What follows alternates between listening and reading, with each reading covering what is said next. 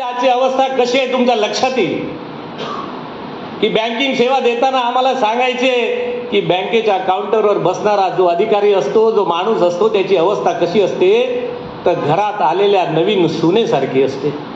घरात आलेली नवीन सून पदरामध्ये घेतलेल्या निखारे घेऊन वावरत असते. सासू सुनेंचं तर कौतुक असतं, त्यांचं तर कमी पडायला द्यायचं नसतं. नवऱ्याची पण सेवा झाली पाहिजे आणि या ठिकाणी घरातलं सगळं काम आलेल्या गेलेल्यांचं स्वागत झालं पाहिजे. म्हणजे पदरात घेतलेल्या निखाऱ्यासारखं आहे.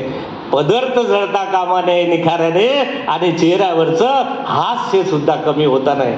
खरं आहे की नाही महिला मंडळी? आज भारतीय जनता पक्षाच्या प्रत्येक कार्यकर्त्याची, माझ्या नेत्यांना मला सांगायची अवस्था अशी आहे की माझं संघटन तर अबाधित राहायचंय.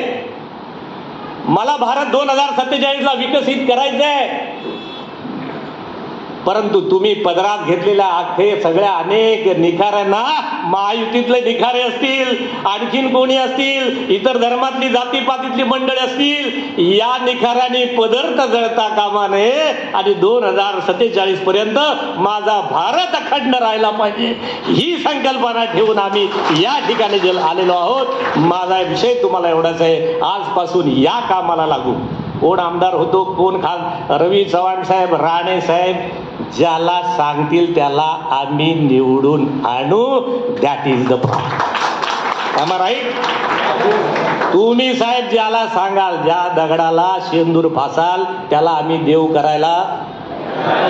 R you ready? Are you ready?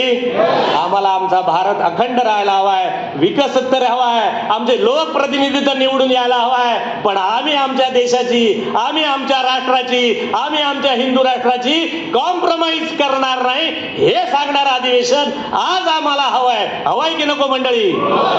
Jai Hind, Jai Maharashtra.